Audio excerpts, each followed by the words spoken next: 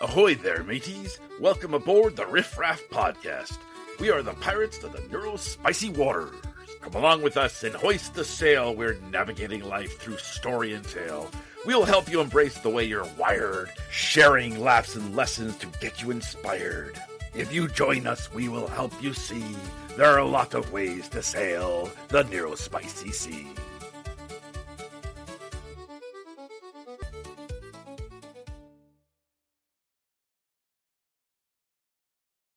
So I think we're going to begin with this little pre-show banter.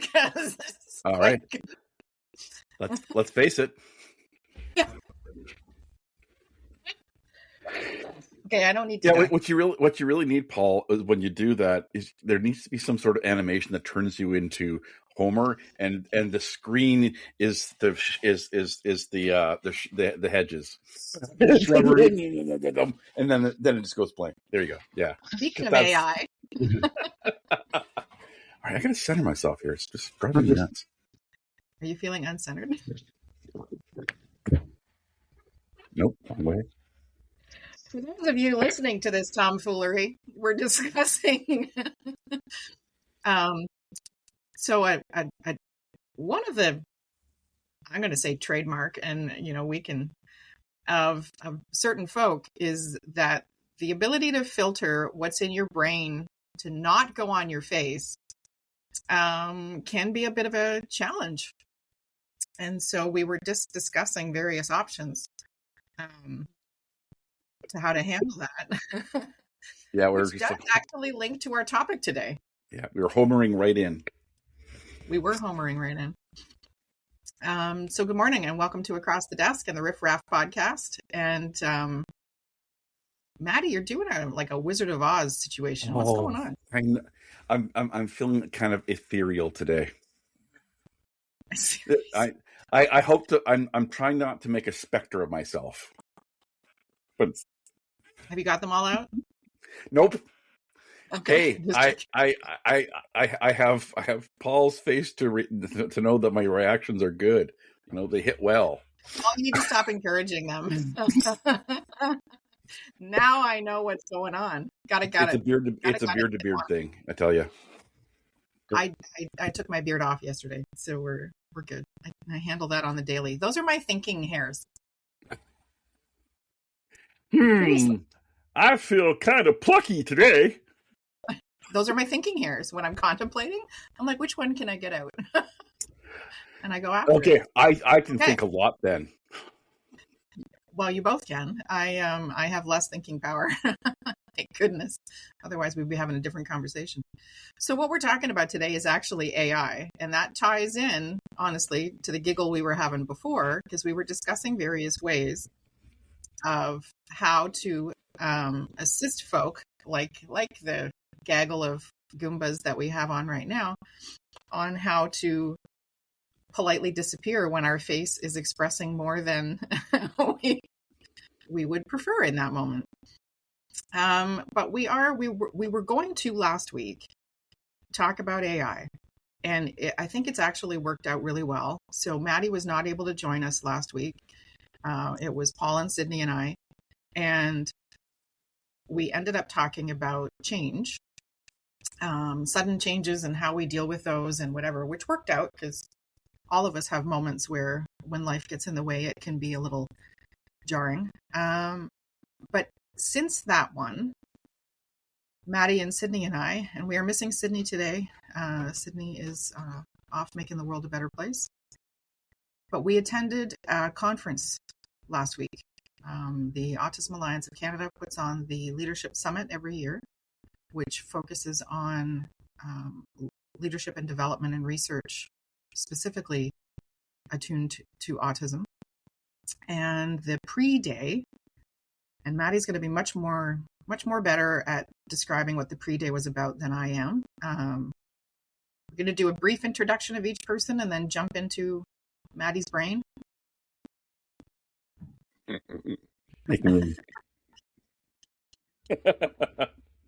All right, since you didn't introduce yourself first. To know me. Who am I? All right. Okay. It's like rocks, paper, scissors, nuclear. My name is Maddie Dever. I'm an autistic adult. I'm a parent of four young adult autistics, 17 to 27, and next month, 18 to 27. Oh my gosh. And I do, my tentacles are a little bit everywhere in terms of, I'm involved in projects provincially, nationally, and sometimes internationally relating to basically my life's purpose is to bring a world where autistics and people with disabilities can thrive. So there's a lot that needs to be done, and I try to do it all. And this year, a lot. The last year and a half, it's been a lot of AI and autism in the intersection. I believe you're leaving an A word out of there. What other letters do you have after your name? Rhymes with ADHD. Oh, rhymes? Okay, yeah. So there's I have many.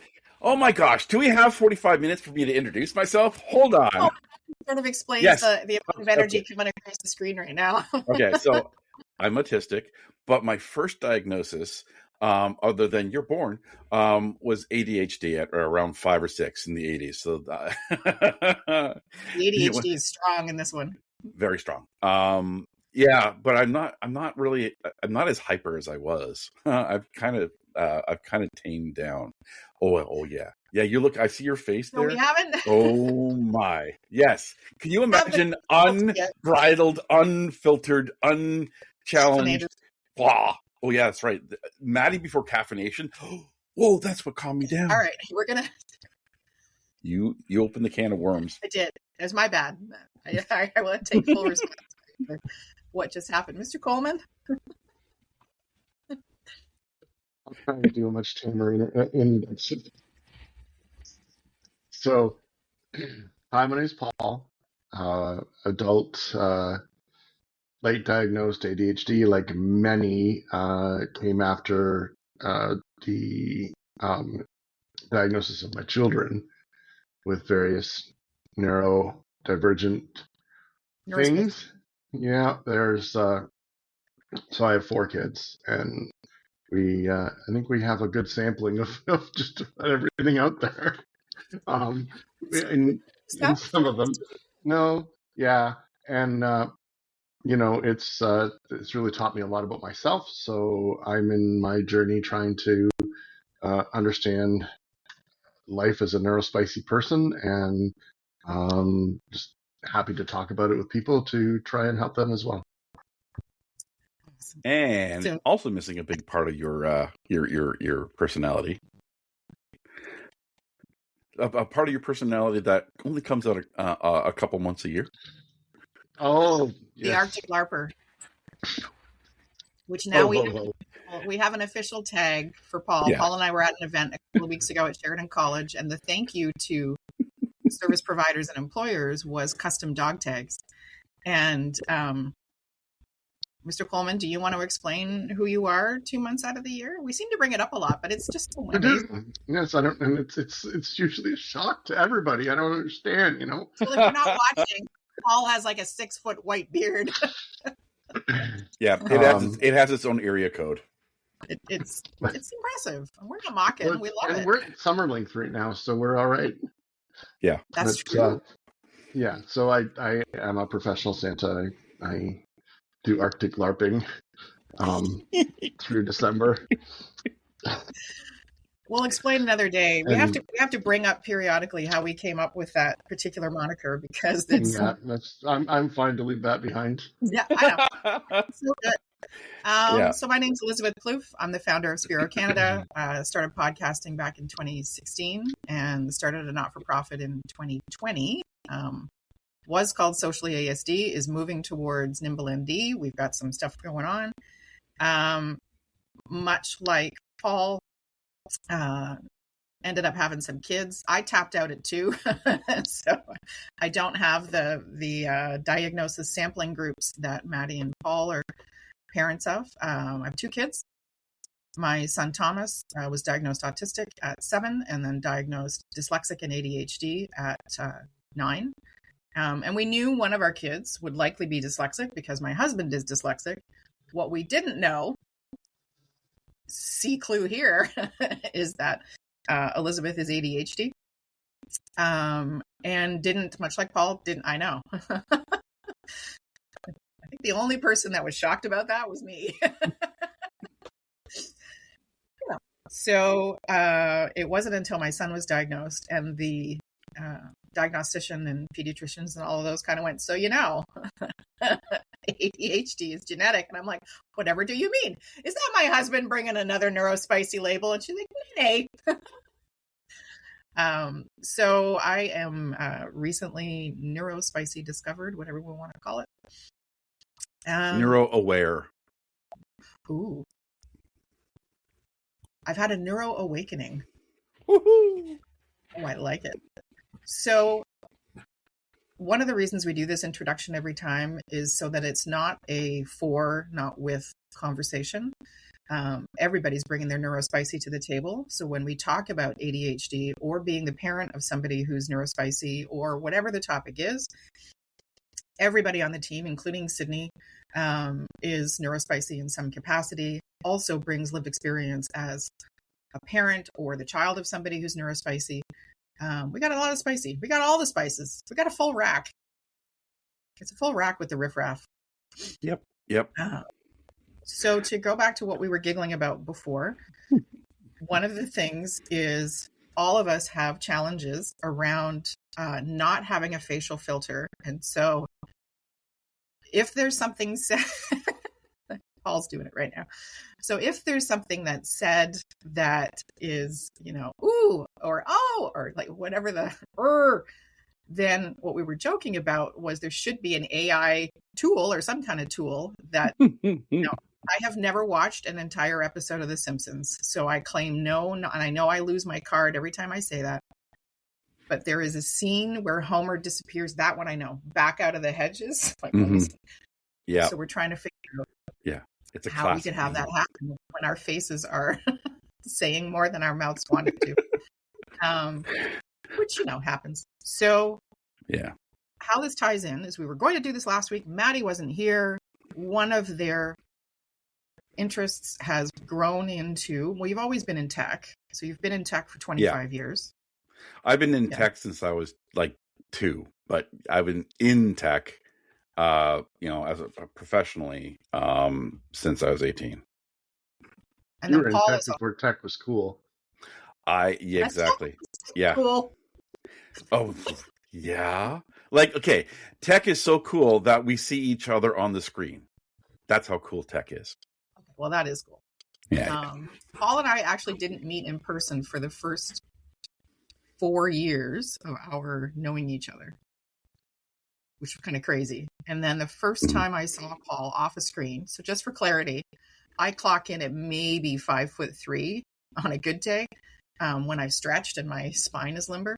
And Paul clocks in at 6'2", 3, 2, much taller from down here. So I was coming out of a building in Hamilton. It was the very first time I was going to see Paul in person, and he was walking through a parking lot. And I was like, that fits. And so, shouted across the street and went running and scared the crap out of poor Paul. But you're right, Maddie. That is super cool. We started Socially ASD completely online. Did not see any of our board members, did not see any of our anybody for, golly, a few months until restrictions were lifted that you could meet outside but socially distanced. For those of you new to the program, there was a pandemic a few years ago that created some interesting opportunities. Last week, we were at a conference and the pre-day was all around AI. And our specific interest is how AI can positively influence the neurodivergent community. And so Paul is also very tech friendly. What's your cred, Paul?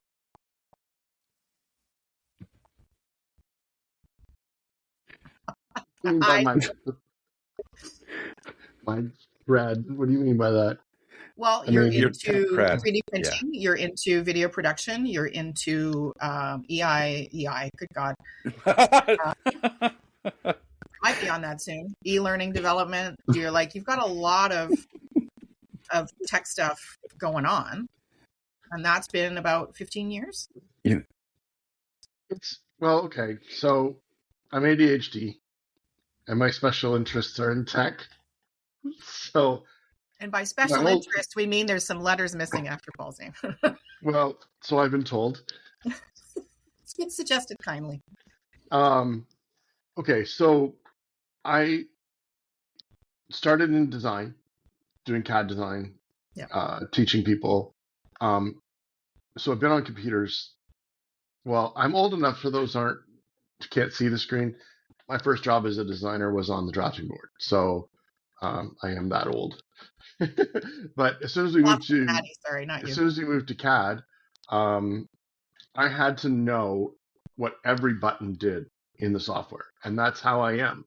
If I pick up a new piece of software, I have to know everything it can do, not just how best to use it. Yeah. Right. So Yeah. It's not my superpower. It's kind of a crutch because I know a lot about things that I don't need to know about. I spend a lot of time, diving into that kind of stuff. So. Tech is. It's a passion. How's that? That's my career. It makes you a very three-dimensional person. It makes you a very three-dimensional person. Again, that was for Paul. Okay. That was for Paul, and it worked. Yep. So, in an interesting twist, I designed a platform back in 2018 specific to supporting neurodivergent job seekers, because one of the things I discovered was when people were delivering programs in person, there was no ability to continue the learning or create independence. I'm huge into, I don't want people to need me. So not that I don't enjoy being needed. I don't ever want to create dependence that you can't progress or you can't, do anything without me in the room. I'm a trained business coach. I have been coaching and supporting neurodivergent individuals for over 10 years. I'm also an entrepreneur and worked in the tech support area with Hall Tech Regional Innovation Center for 2 years. So getting to know the tech ecosystem and supporting entrepreneurs and seeing sort of the whole process of going from ideation to actualization, what those iterative steps could be, what support's needed along the way. And one thing that's happened historically is that a lot of solutions, especially for the neurodivergent community, have been created for, not with. And that's a huge distinction. And when I started designing NanoWorks, I really wanted to make sure that the community that I thought had a problem actually had a problem, that it wasn't just me coming in with a savior complex going, look what I did for you. And so it's taken a minute to get it to where it is now, but mostly because the platform has been designed consistently with the neurodivergent community, with input, with suggestions and feedback, so that we know the way things are designed are accessible. We know that the stuff that we have in place is useful. We're just about to release a whole bunch of new stuff, and part of that is driven by AI. Yes, AI is going to, take over the world, and we're all going to end up slaves. Like, remember that Superman scene where that one lady ends up getting sucked into the computer and then it Borgs her? Oh, you're talking about, Superman 3. Yes. 3. Yeah. I actually just saw the that scene about a month ago. It ended up in my came up on YouTube or something. Yeah. Must have been around Christopher Reeve's, passing or whatever. But exactly. Do you know which one we're talking about, Paul? No? Okay. So Superman tracks Lex Luthor to this evil lair. It is this huge, I don't know what you want to call it, but like tech center. Compound, cave. Yes, like it's a big deal. And they fully believe that they have control over the tech and they're telling it what to do. And, they're the man. And Superman comes in and stirs crap up. And then they start to realize that the computer is thinking and that the computer is reacting. And Lex Luthor's sister gets sucked into the computer. And then for you Star Trek geeks, which I am one, it Borgs her. So it wraps her in wire and it slaps circuits and, does all kinds of stuff to her. And this session that we were at on last week for AI, I'm glad it was there. I ended up missing some of it. But there, in my perspective, and Maddie, there was fear mongering. And in that they see the woman getting sucked into the computer and turned into a Borg versus what AI can unleash for individuals. Maddie, you've shared before, but Maddie's intersectional in that they have also had some situations in life that has affected their dexterity and has affected their gross mobility. And that career that they had in tech required all of that dexterity.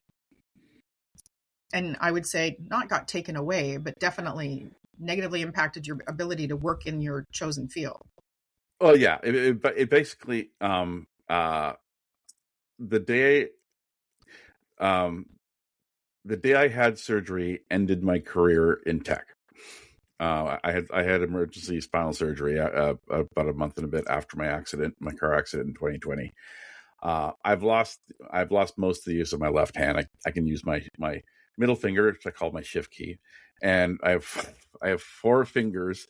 Unfortunately, yes, it does. That one does work, but I can't really extend it the way you'd want to when you need those moments, because I do that. Then all my other fingers.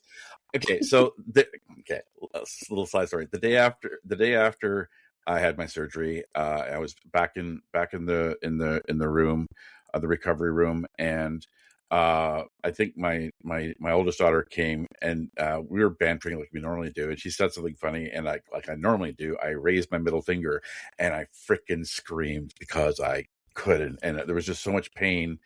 Like the surgery sort of rewrote my body, and it's taken me a while to figure out how to use it, and for my brain to not try to use that hand, because when it does, I scream. So yeah, I've had the use. Yeah, I've had the use of the 4 fingers on my other hand, and intermittent use of my thumb, but I can't squeeze. I can't manipulate. I'm just trying to demonstrate with my hand. I'm like, stop doing that.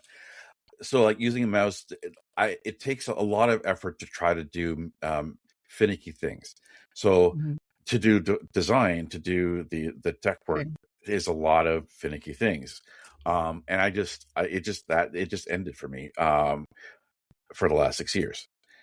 Until recently, water break for a second. Yep. So about 18 months ago, I decided, okay, I really need to get into figuring out what this generative AI is. So AI has existed from the first time you've used a computer.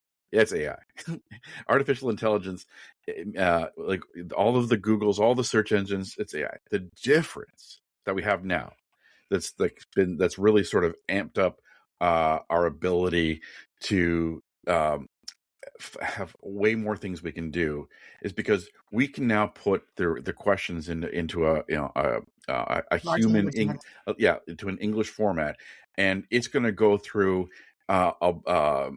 a much larger base of information to give out of it, different formats than just a list of websites. So it's just really expanded that. So I decided, okay, so I've been a search guru since before Google existed. I've just kind of always innately known what a computer's expecting to get at the answer you're looking for. You and Paul in a room for a couple hours and just turn on a microphone and. Yeah, I think it's called the Riff Raff podcast.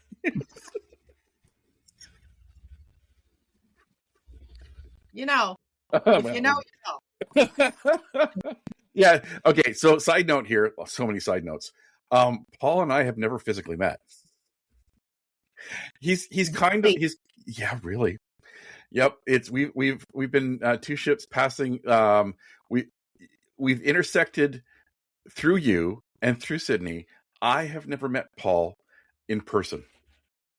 Yeah. So what we're planning now, folks, because this can't continue, and yes, please donate right now so that we can get Paul together. For Like, context, subscribe. like and subscribe for our fundraiser.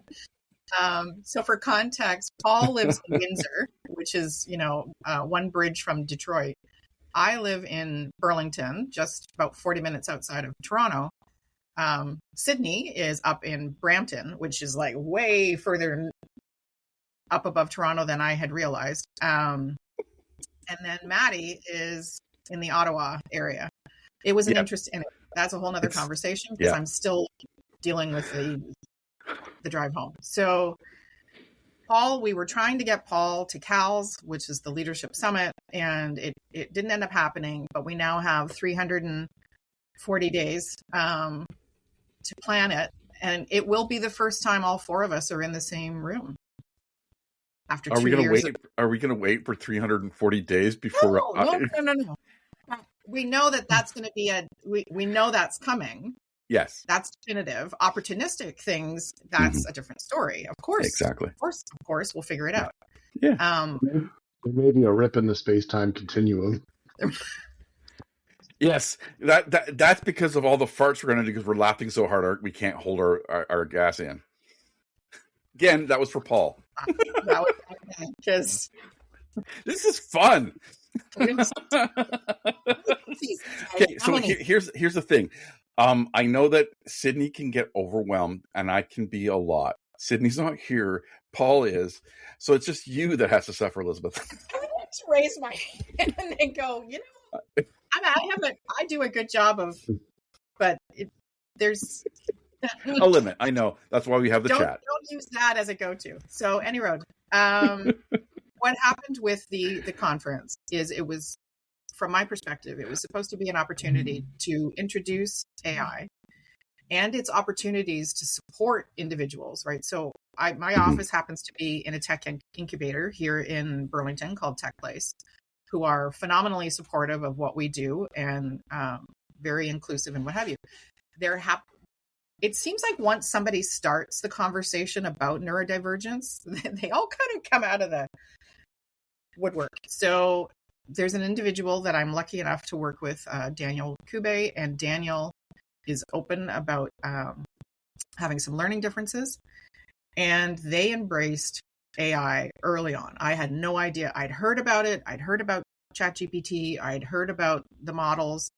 I'd seen, I was lucky enough to go to, what's it called? Collision, which is a tech conference, and the godfather of AI was there. And what's his name? Daniel, isn't he a Daniel too? Who's the godfather of AI? I don't know who the godfather of AI is. Al 9000. Pardon me? Al 9000. Hey, Dave, I'm sorry. I can't do that, Dave. Jeffrey Hinton. I'm sorry, Jeremy. I can't do that, Jeremy. Maddie, pull it in. So I'm going to intersection you in a second. So he was up there. It was really intriguing because his concerns, it always seems to be the concerns that get raised first. And after seeing what Daniel's been able to accomplish and seeing what Maddie's been able to accomplish and seeing what Paul's been able to accomplish and Jason Little, our CTO. But more specifically, because of Maddie's loss of dexterity, their knowledge and their experience got trapped in their head. And I got to say, that's probably more common than we realize. And then we've got Paul's experience in design and creation and whatever, and how that can actually make life easier. And you can produce more and better content that is actually human generated. I'm not talking about all the AI slop. Right. And I just wonder, am I missing the big picture on how AI is going to eat our brains and turn us into zombies? So here's the thing. Tech is always a disturbance. Every time humans have created something that's better than what they had before, it displaces those who have got stuck with the way things were before. But it creates a pivot point. It creates a pivot point of new opportunity every single time. So Paul's AI, nodding for those listening. Yeah, AI what you put into it is what you're going to get out of it. So the people that adopt it and learn how it works can find ways of keeping forward and moving ahead with things.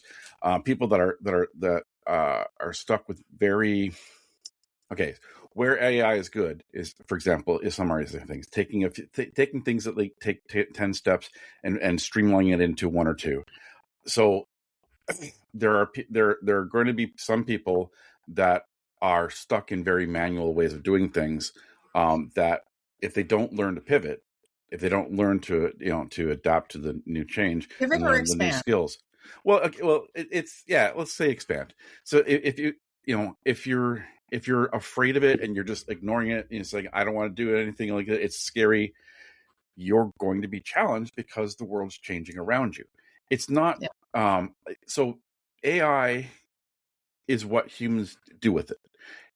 So it's one of the things that I did find challenging last week on the AI day is there was a lot of data on what AI does, what AI can do, and then a lot, and some stories that were like AI might do this, and AI might do that, and AI might do that. What we really didn't hear of the stories is what AI is doing for us, what AI means to the people in the room. It was really it wasn't. We had two autistics that were speakers.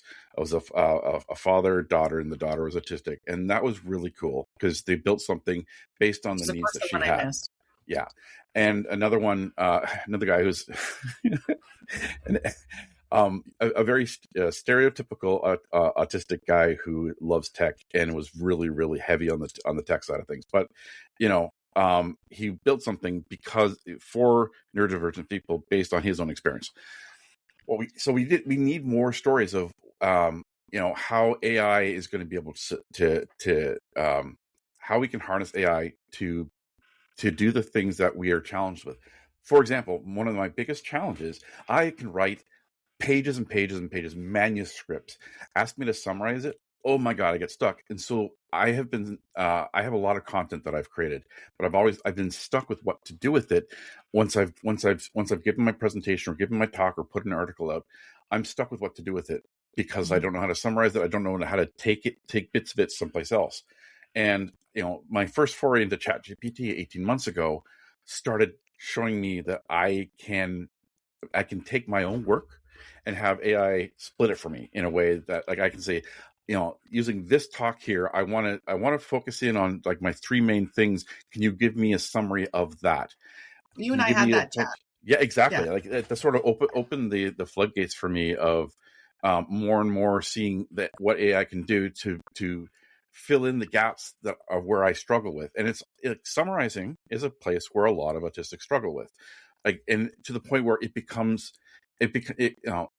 can become a barrier to moving forward because for example, somebody gives us an application form that we need to fill out, but the questions are weird. We don't know how to do with it. We can't even start because we don't understand the questions. What I've started doing is throwing those questions into ChatGPT and having it come out and say, what does this really mean? And give me a different way of saying it, and then I'm able to move forward. Whereas before, I just would have not done the thing in front of me. So the reason I called and said about Paul nodding, and it wasn't to call Paul out, but it was, we have two experts here, right? Like I'm not an expert in this. I'm learning. I'm supposed to be on. So Jason Little is now running an AI meetup group, and I hop on periodically and learn some more. I'm not as interested. I've had conversations with Paul, and his whole face lights up in the best way possible because he's interested, because he's got a foundation of knowledge to see much broader application for different software that comes up. So, Paul, would you be comfortable applying a trades lens for a second to what AI could do? Or we want to circle back to that? Well, there's on what level? Like, I've got a friend who runs an AI company that that a company can put cameras up all in their shop, and the AI is watching the shop floor constantly for safety infractions or safety issues. So Mm. if somebody leaves a hose across an aisleway, it'll flag that and let somebody know that there's a safety infraction or there's a safety issue on the floor. Or Which it is can watch for unsafe practices and suggest ways to mitigate potential risk. Like that's huge, right? So there's so many different ways that it can help in manufacturing or tech. Um, People look at it, you know, like some of the like we keep calling out ChatGPT, but there's so many tools that are utilizing these AI tools. Yeah. And it's deeper than just like language stuff too. Like I said, like my buddy was doing it with visuals. It's really growing to the point of sometimes it's kind of scary, and that's why Hollywood capitalizes on that and always has, right? And most of the AI movies out there are not very positive about it. So it's a bit of a fear mongering thing. Yeah. But there's all kinds of good tools, and people don't have to be really tech savvy to use them. Like Maddie, you mentioned, you get questions like let's pull this into like job interviews, right? Hmm. You look at a job description. You don't have to go to ChatGPT. There's simple tools like Goblin tools that are out there that have uh, formal. Like I don't know if you're familiar with Goblin. I'm sure you probably are. Goblin tools. Nope. We're both shaking our heads, by the way. Sorry, yeah, you can get it as an app on your phone, or you can go to the website, and it has some simple tools. Like you can give it a task, and it'll break it down into doable steps for those who have Oh, cool. executive function. That's cool. One of the really cool things is it has two tools. One of them is called Formalizer, and one of them is called Judge. And you can put something in there, and it will break it down into plain English. So if you took a job description and put it in there, it would take away some of the corporate speak, and it would give you the job description in more plain English. So there's you don't have to be an AI expert to use AI. There's all kinds of tools out there. Yeah.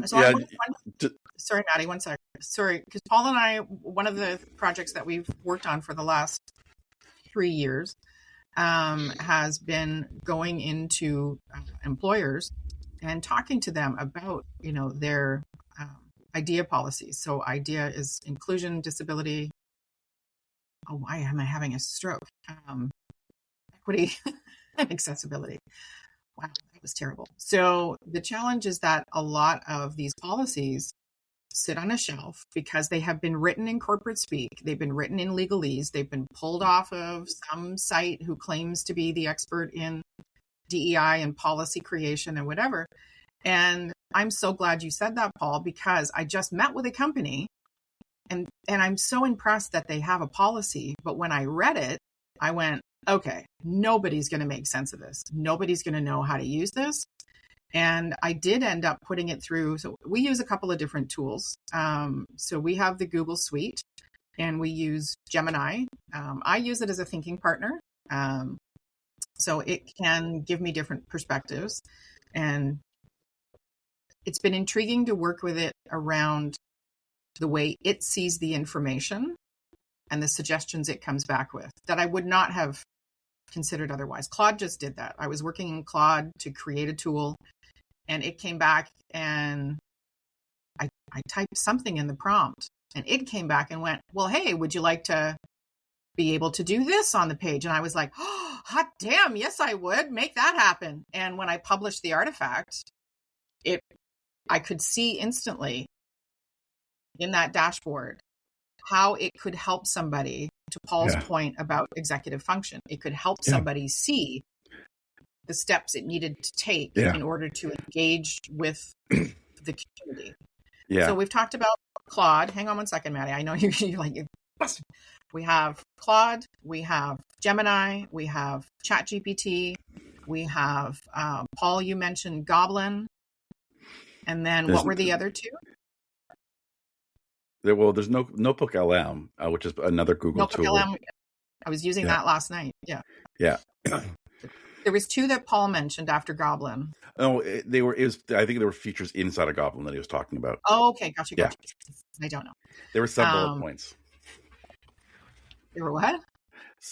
There were bullet points underneath the okay. So I've been stuck. I've been thinking in code the last little bit, and so everything and also data. So everything I'm looking at, I'm parsing things out in data structures. So I parsed out the conversation into data points. Oh, gotcha. Yeah.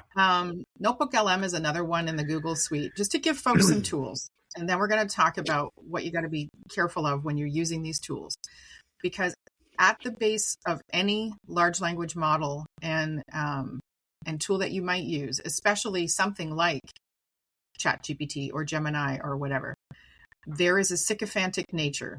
So what that means is they are initially programmed to be really, really nice to you.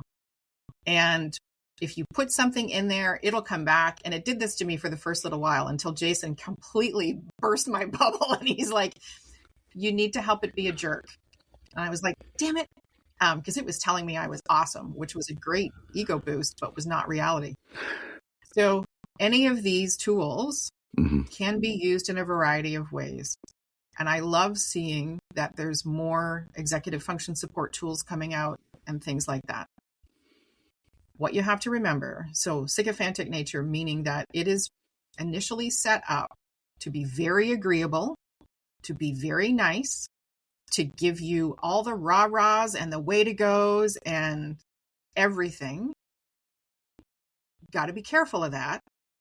And you have to be very aware. So if you're putting in a job description, for an example, and you add your resume, it could potentially come back and say, you're awesome. And yes, you should apply for this job and you're great. And meanwhile, you always have to ask it to be both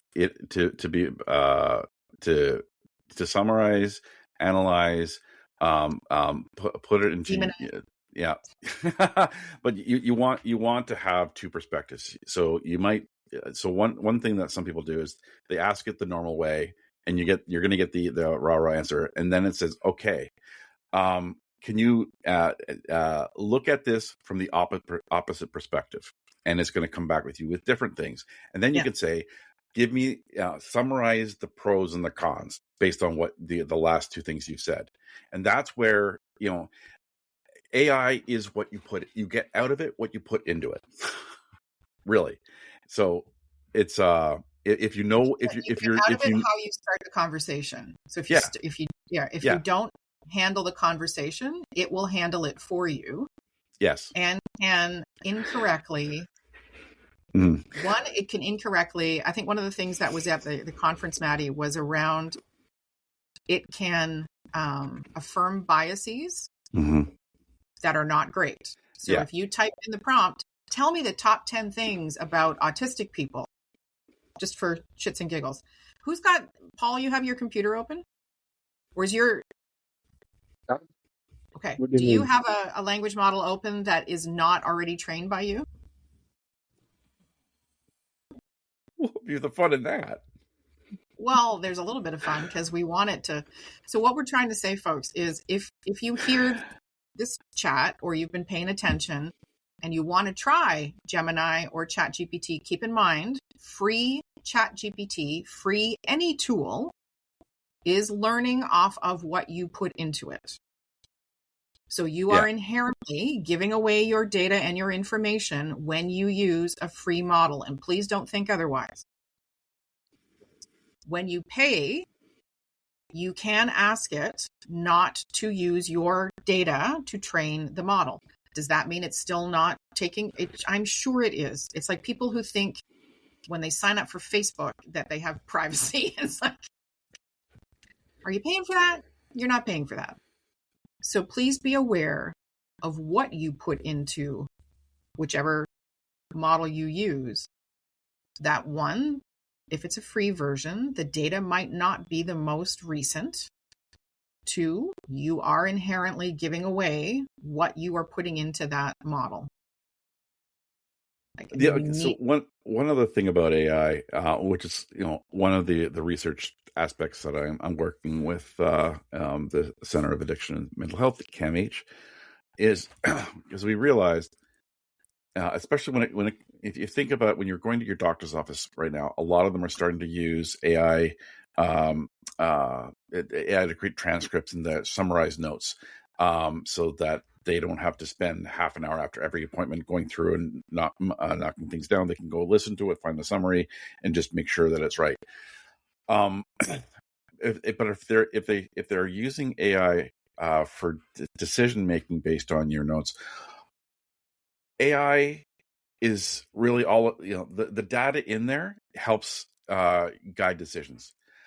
But we know that, if you're not in that data, if you haven't been studied, if you haven't been researched, then you're not in the AI, and there's all of these gaps. And where I'm trying to do is make sure that we're finding the folks that are in those gaps, and we're making sure that the AI includes them as well, finding the ways to include them into the large language models, so that we have a more equitable AI when it comes to things that are really, especially around your health. AI is what you put into it. You get out of AI what you put into it, and that's like from you yourself in your own on your own computer putting things in. But it's also on a larger scale, the things that when we're starting to use AI to make decisions, we're finding, especially when it comes to the job market, AI is a lot of businesses are using AI to figure out thank you, just to screen resumes, to screen people, and we know that happens outside of AI, but AI makes it faster, and AI it all depends on how the model's been trained. Exactly. So I want to lose this because Paul, I want to do an experiment. Hey, hold on though. I don't want to lose what Maddie just said, because there's something really important there. No, I agree. That's why I agree. That the AI model is trained on neurotypical behaviors. Mm-hmm. Yeah. Which makes it even harder for those who are neurodivergent. Like, I haven't had to go look for a job in a long time, but I know there's a lot of AI interviewers out there, or AIs that are parsing resumes.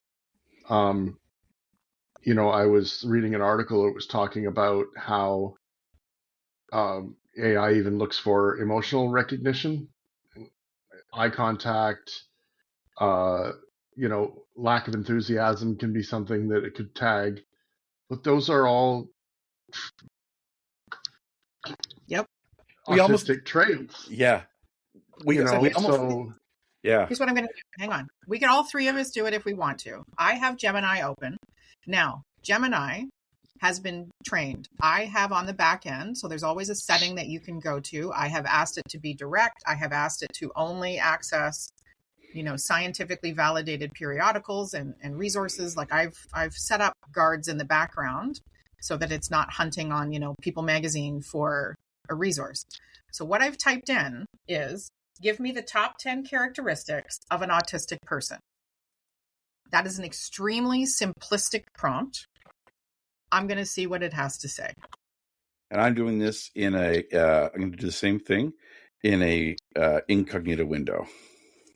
Ooh, that's a good. I did mine in plain. Character. Okay, whatever. So I'm just while Maddie and Paul are searching, I'm gonna read out what Gemini has popped up here, and it says, when talking about autism, it's important to remember the spectrum part of autism spectrum disorder. No two autistic people are exactly alike. As the saying goes, if you've met one person with autism, you've met one person with autism. This model has been trained, by the way. So, however, there are core characteristics that many autistic individuals share, which generally relate to how they process information and interact with the world. Number 1, differences in social communication. This is often the most well-known trait. It can manifest as difficulty reading between the lines, such as missing sarcasm, idioms, and subtle body language. Conversations might feel more like an exchange of information than a social dance. It goes on to say focused or special interests. Look at that, Paul. Sensory sensitivities, repetitive behaviors, also classed in brackets as stimming. Self-stimulatory behavior or stimming involves repetitive movements or sounds. This helps regulate the nervous system, express excitement, or manage anxiety. This is actually doing an okay job of explaining what the thing is. Preferences for predictability and routine, a bottom-up processing style, direct and honest communication. Autistic people often value truth and clarity. They tend to say exactly what they mean without hidden agendas. While some might find this blunt, it is usually rooted in a desire for efficient and transparent communication. Executive functioning challenges, social masking, and unique cognitive profiles. It is common for the autistic individuals to have spiky profiles. They might be genius. Neurospiky. They might be genius level in mathematics or music while struggling with basic daily tasks like grocery shopping or phone calls. And this is where it goes off the rails, folks. Because that is actually too succinct to be accurate and non-bias forming. So the challenge is the use of that language in that 10th point can create biases, because somebody who has no awareness of neurodivergence, or in particular the autism spectrum, won't differentiate. It says might be genius level. They are now flip side. It could have come in and said they might always struggle with intellectual disability, which is, by the way, completely not true. But there's nothing to check that. Yeah. Mine came up with a very similar opening and very similar 10 things, almost verbatim. You used which one? I used Gemini in incognito. So in a browser so I asked the same question in ChatGPT, and it says, that question sounds simple, but there isn't actually a clean top 10 checklist that fits in all autistic people. Autism isn't a fixed set of traits. It's a wide, varied spectrum, or what you often describe as a tapestry, and each person has a different mix. That said, so that's an important thing. Hang on. So that's an important thing to note, because that is what Maddie's searching in right now, is their trained model. Yeah, so exactly. It has gone in and it has pulled from previous conversations. That's a really important distinction, though. Mm-hmm. That's why I did this way. Yeah. Okay, keep going. So that said, there are common patterns you often see, and here's a grounded, strength-based way to think about them. So it's trained. It's trained. It's like it knows what I want. Okay, actually, so I'm going to ask it a slightly different question. Paul? Okay. So you type your question? Yeah. Paul, did you end up giving it a go? Yep. And it's very similar. I use Claude because I don't use Claude every day. And it's not trained on me at all. It was very clear. One of the things about Claude that is, it's less rah. Yes, and I like and more to the point. By design. Now, you can set any of these to be in the tone that you want on a regular basis, but Cloud out of the box is less. You're amazing. What a great, it's, that's the word. I mean, everybody needs to hear that now and again, but, with every idea that you put into it. So what did yours say, Paul? And it just, ASD is highly individualized. The saying goes, you've met one autistic person, you've met. Go Stephen Shore. Yeah, and then it goes into social communication, interaction, differences in social communication, challenge in reading non-verbal cues, preferences for direct communication, differences in eye contact, and then behavior and sensory patterns, repetitive behaviors. It's very similar to what yours was, except for.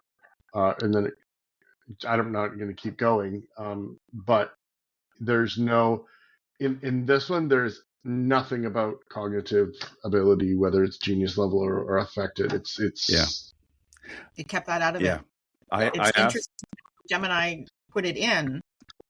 So to the point from the conference, this is where the challenge begins, is that depending on which large language model you're using, which tool you decide to use, could be creating those biases. Yeah. Interesting. Maddie, what did you end up with? Well, so I asked ChatGPT to answer you as you would have 10 years ago. Autism doesn't really have characteristics. There are symptoms, impairments, and deficits, like impairment in social interaction, deficits in communication, limited eye contact, restricted interest, repetitive behaviors, in quotes, stimming, insistence on sameness, sensory abnormalities, lack of empathy, theory of mind deficits, and function and high and split between high and low functioning. Whoa, dude. Okay, so if this is the only part of the podcast you're listening to, these are all the bad things from 10 years ago, and we have progressed, thank goodness. But what you put into AI is what you get out of it. That is kind of what I wanted to prove. It's the RFK Jr. syndrome, where you can brainwormed. You can put in what you want and have it agree with you and find things to support your your beliefs. It's in that way it can be dangerous because it's yeah. That's but where I agreed with some of the points from the conference, but I hadn't considered it's it. 10 a.m. Oh, it's time to to move. stand up and stretch. Let's take a break for 10 minutes. I'm not going to do 10 minutes, but we are doing our podcast.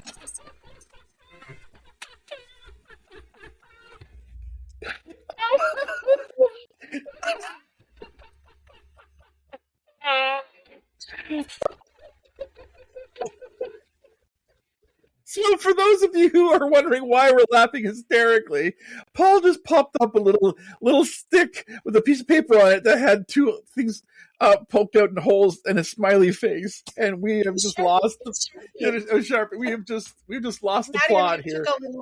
Maddie and I took a little, movement break. We took a little cha-cha. We took cha-cha. And what we had talked about at the Paul, that was perfect. Oh my God. Perfect. What we had talked about at the beginning was some kind of filter that could help you hide your face when you were having strong feelings. Well done. Well played, sir. I could not have created that moment at all. So what AI needs to do, for job interviews, so neurodivergent folks need to have a neurotypical mask that can be popped up so that it, based on the questions, it contorts our face so they see what they're expecting to see, whereas we can still be our authentic selves. Boom. The mask. Okay. My brain is doing so much right now with that information. It kind of went into Harry Potter and all kinds of, like Spectrum, Mascona. Yeah, exactly. That's crazy. Okay. The danger of this is to get back on track. The danger of that, though, and that is that you have to disclose. It's almost forcing you to disclose. Yeah. Right? When you don't have, all chuckles aside. You can either ask for a non-AI interview at first, ask for a person interview, but you pretty much have to disclose in order to get that, right? Yeah. Which shouldn't be a part. So by the way, folks, when somebody, if you are applying for jobs and you are asked for an interview, yay, under no circumstances do you ever need to disclose if you have some kind of diagnosis. What the employer can do is ask if you need accommodations. They can't ask why. They can just ask what. So on the AI front, if you don't do well with online interviews or AI-based interviews, your accommodation could be, I would like to get interviewed by a real person. And that's all you have to say. Mm-hmm. Yeah. That's where it ends. You don't have to disclose nothing. So if there is a situation, I love that you said that, Paul, because I hadn't considered it, that is almost forcing you to disclose, then we gotta take a moment on that. That's why the AI app that could translate the mask to them without them knowing it, that's where it would be what happens effective. When you show up, right? So you're still the same person. Well, but you're not, because you're always okay. So here's the thing: every single person is putting on an outfit when they're in an interview. You are Oh, never absolutely. most Yeah. people are never the same in a job than they are in the interview. Some people it's better. I am Yeah. honestly Yeah. proven through some assessments. I Yeah. show up in a job interview exactly the same as I show up here. Yeah, Exactly the same. I do too. I can't not. It's just, yeah, I am me. And me Anything as else I. sounds exhausting. That's why I really got jobs. That's why we're entrepreneurs. Yes, no more politics. Yes. I was an employee, but to that point, Paul, thank you. You're absolutely true. Yeah. I was an employee for 30 years, give or take, off and on, starting at 14, 15.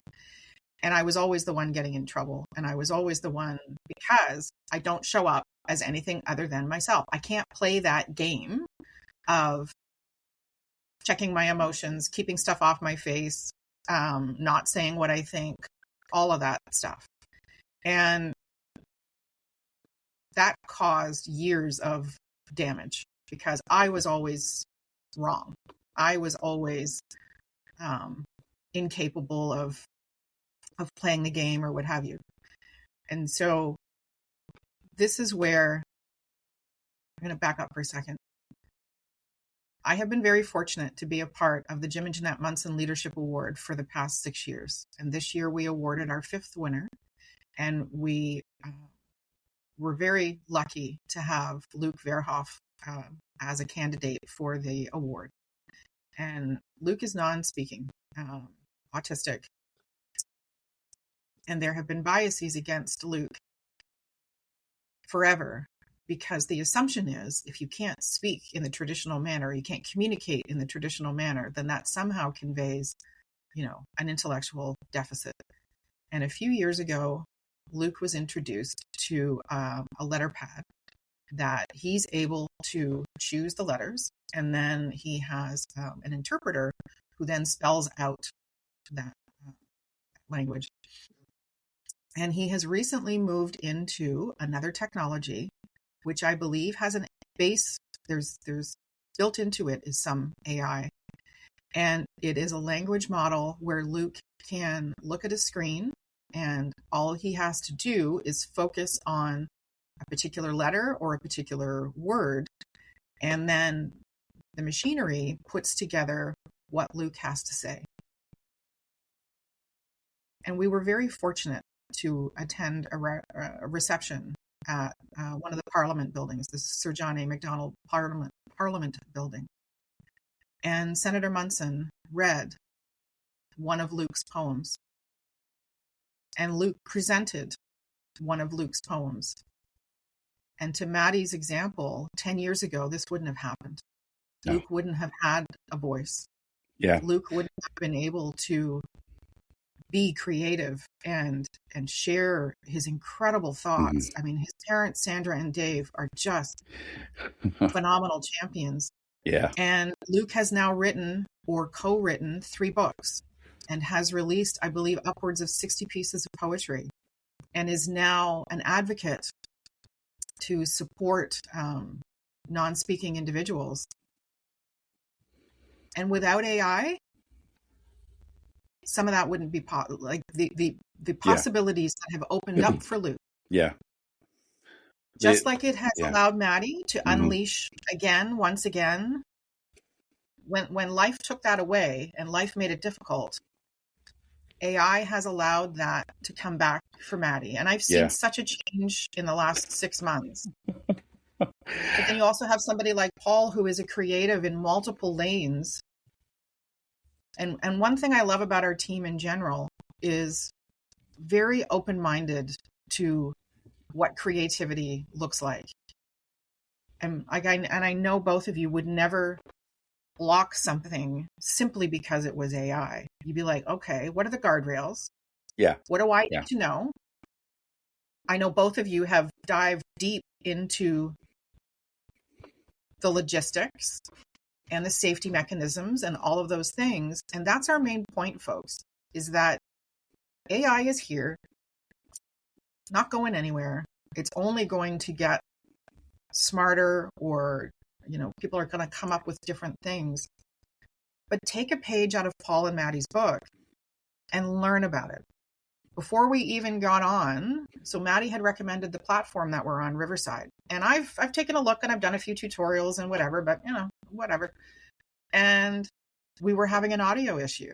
And because of Maddie's strength in learning about these things, they knew that there was a setting where we could turn off echo, whatever it was, echolocation. We're all bats today.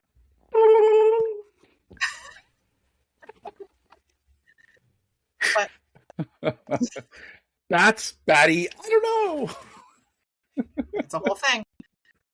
But then I know Paul is applying, AI into what he does around video content creation and e-learning development and all of those things. And they're both very generous at sharing what they've learned and how they are now applying it.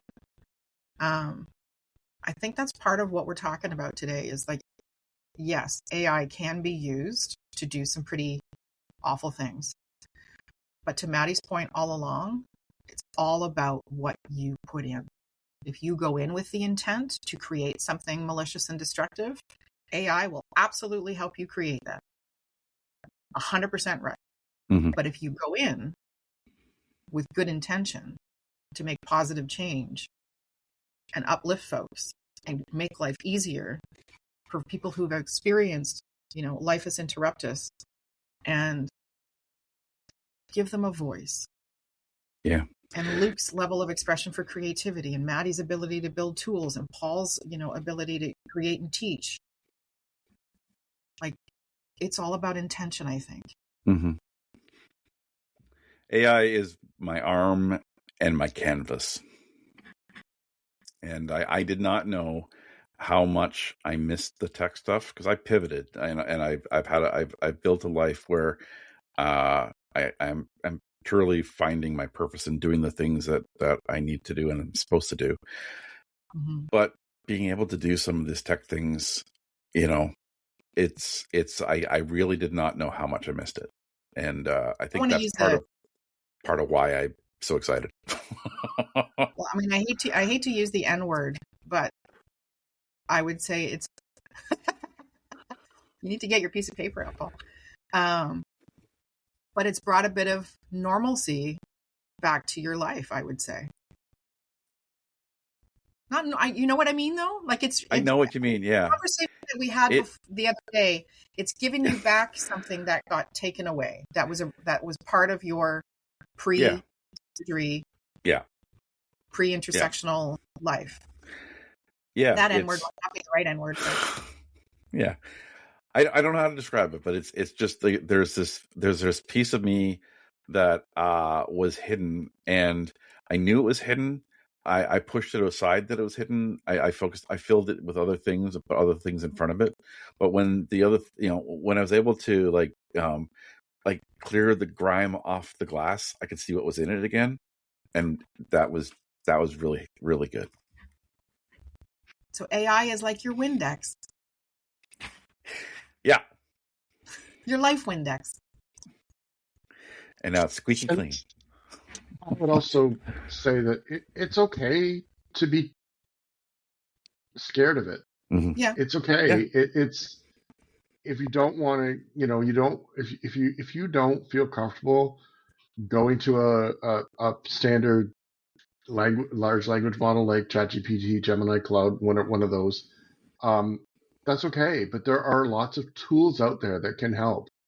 Yeah. That are not this big scary AI thing. Yeah. So, don't throw the baby out with the bathwater, right? Yeah. Look at these goblin tools. Look at you're not going to be able to get away from it anyway because even inside of Microsoft Word is Copilot. And oh God, yeah. I had a really good experience with it the other day. I was helping my daughter with her resume, and we put everything in that we wanted. And then it would have taken me an hour to go back and change all the font the way it was, the line, bullet points up and everything. And that's what I just asked Copilot to do. I said, take my content and line it all up and format it in a resume format.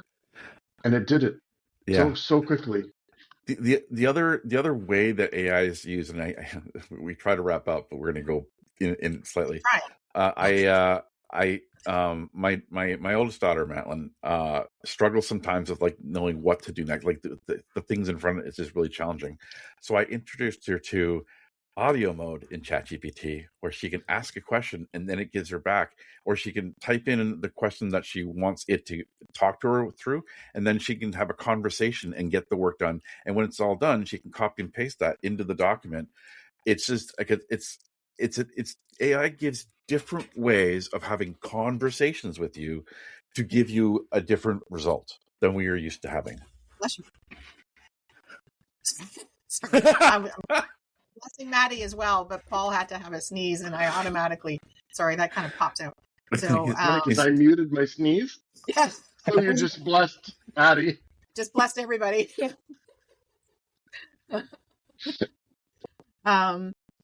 So those are amazing points and very true. Like, take it slow. Mhm. YouTube has got a ton of tutorials, a ton of ways to learn safely. I know, but you made a really valid point around it. Everybody understands information differently, and how it's said by one person, may resonate better with somebody else. And so, that was our point of today, to sort of, we're all in it. We all know it's around. Yes, be cautious. Yes, learn slowly. No, we're not suggesting that you jump into it with both feet. But to Maddie's point at the beginning, it's here, and you can either find a way to work alongside it and in a way that feels comfortable and safe to you, to Paul's point, or like, it is going to cause barriers at some point. Yeah. And our point is, yes, be cautious. Yes, Jeffrey Hinton said it. He did not build this in the anticipation of people doing bad things with it. You try to assume good intention. But if your voice has been taken away from you, or you have struggled to create, or you have struggled to, I use it as a therapist sometimes. I use it to problem solve things. I can jump to conclusions that aren't beneficial, so I use it to pull me back to reality a little bit.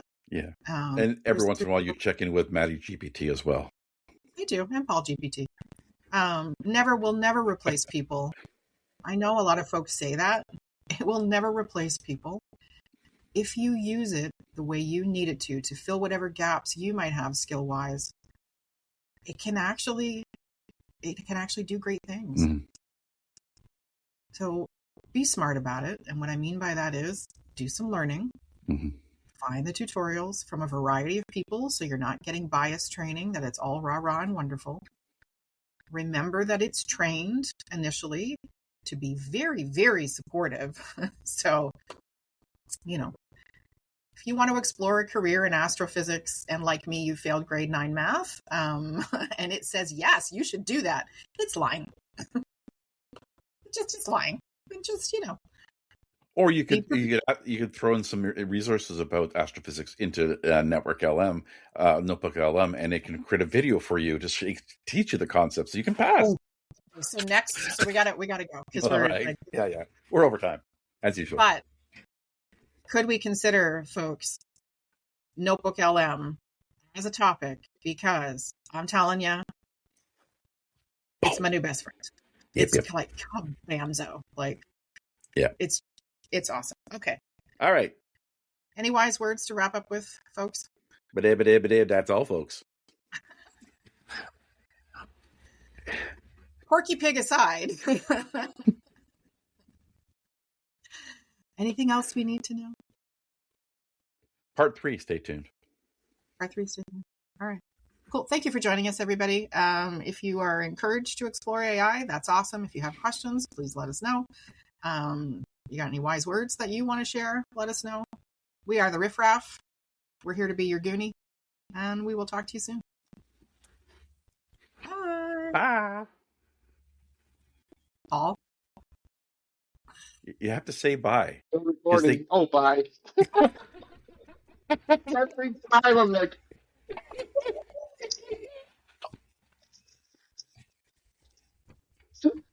Bye, everybody.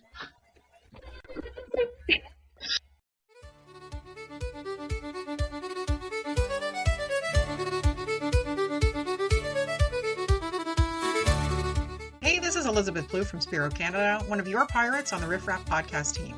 My fellow pirates include Maddie Dever from Autistic Bridge, Sydney Elaine Rutler from Accessible Creates, and Paul Coleman from Creation Designs, who is our very own Arctic LARPing Santa.